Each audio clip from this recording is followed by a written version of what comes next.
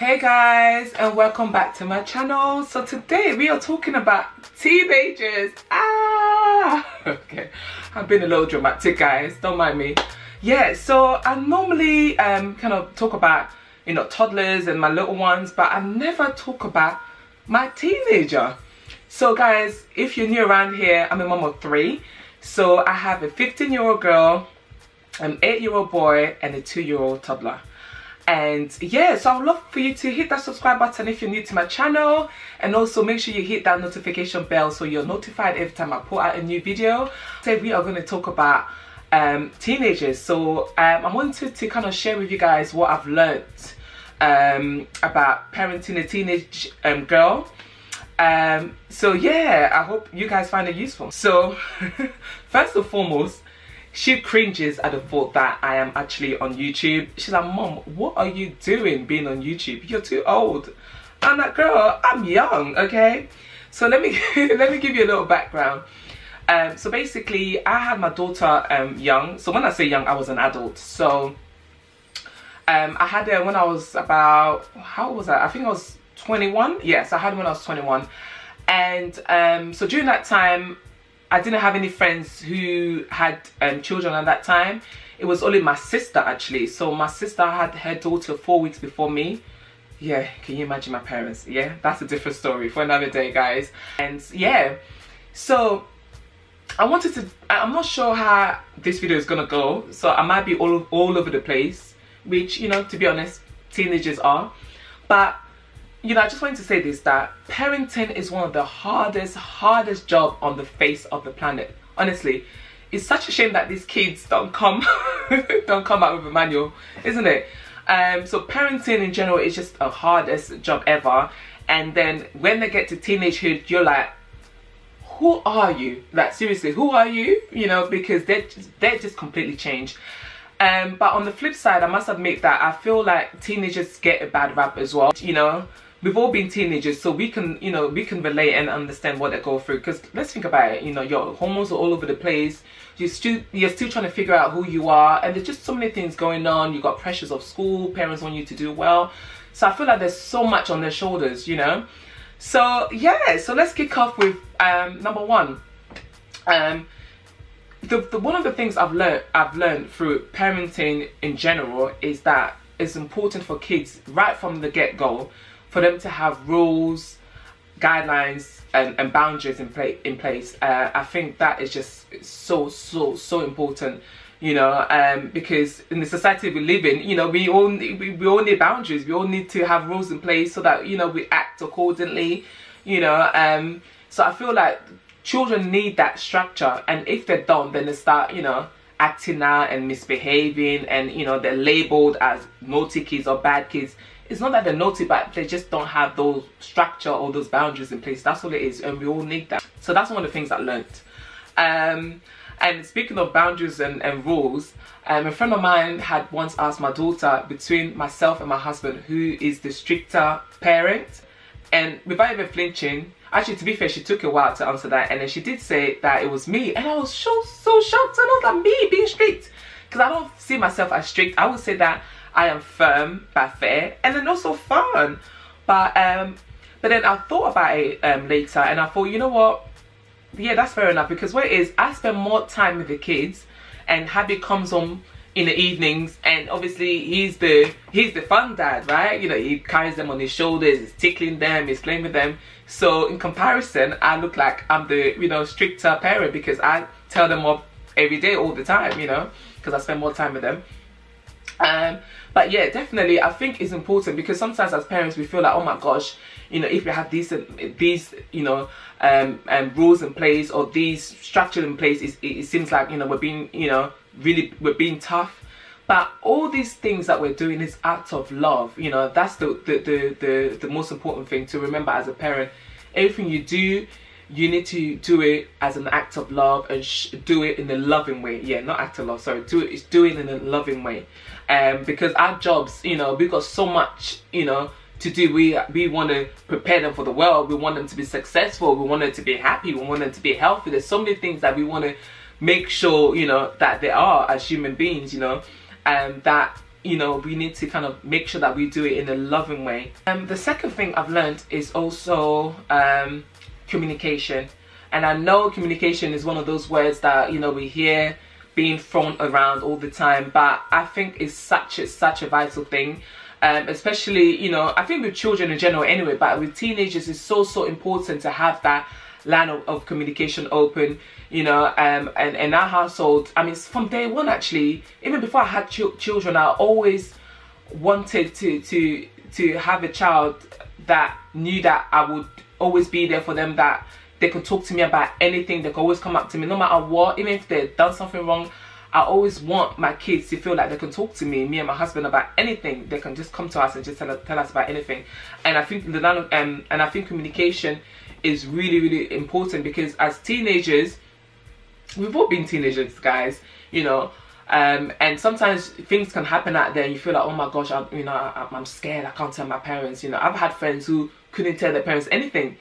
And in a way, I want to kind of emulate some of the things I've learned, you know, from my parents actually, because my parents were very firm but fair, and also, especially my dad, he's someone that I can talk to about anything, but at the same time, there's that boundary that was there. Do you see what I'm saying? So and that's the same thing that I, you know, as a parent, you know, try to emulate with my kids. So I want them to know that I'm here, they can talk to me at any time, and they can talk to me about anything at all. They can ask me the questions, even if they're in the wrong. I always tell my kids, even if you're in the wrong, tell me. Yeah, I will tell you off in a loving way, but I will still love you. And you know, because it's all part of learning, you know. Because we'll make mistakes, and I always tell my kids that even though I'm an adult, I make mistakes too. So it doesn't mean that I'm perfect. We all make mistakes, but the main thing is you learn from it. Another thing I've learned also is to remember that, you know, children are different. You know, every child is different, so you need to adapt your parenting skills accordingly, you know. And another thing, not to compare, you know, your kids to other teenagers and say, oh, you know, so and so's daughter is like this, you know, why are you not like that? Never ever do that, because that is the worst way to kill. First of all, you're just going to kill their confidence. They're going to feel like you don't care about them, you don't love them, you know. And it's bad enough, you know, when you're a teenager, you know, your confidence, your self-esteem, you're still learning to kind of build all that. So yeah, never compare your children.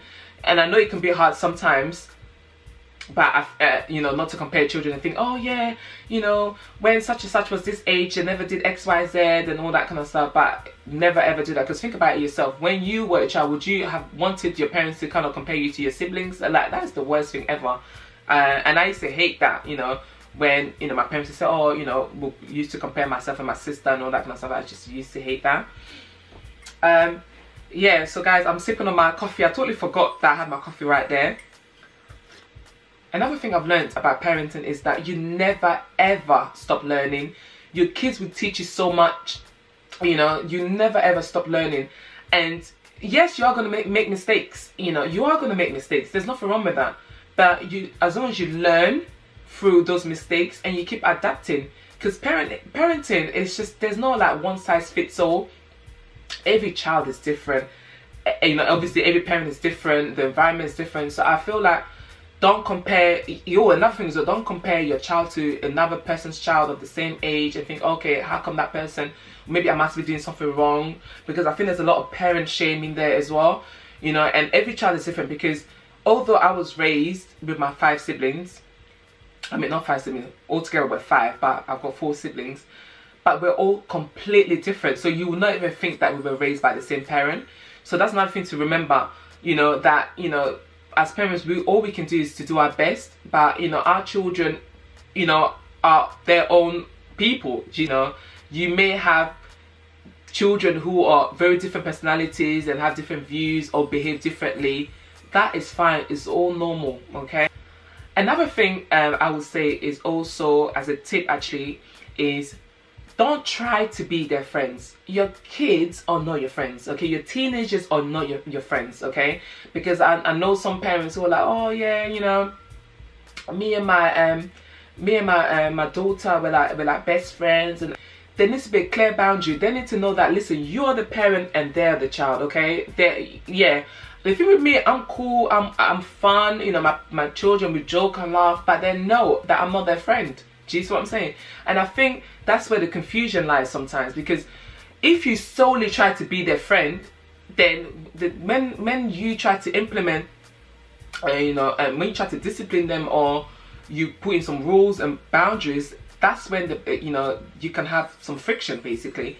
So I think for me personally, I like to be fun, firm and fair, so they know that yes, they can come and talk to me about anything, and I'm here for them, and I will love them no matter what.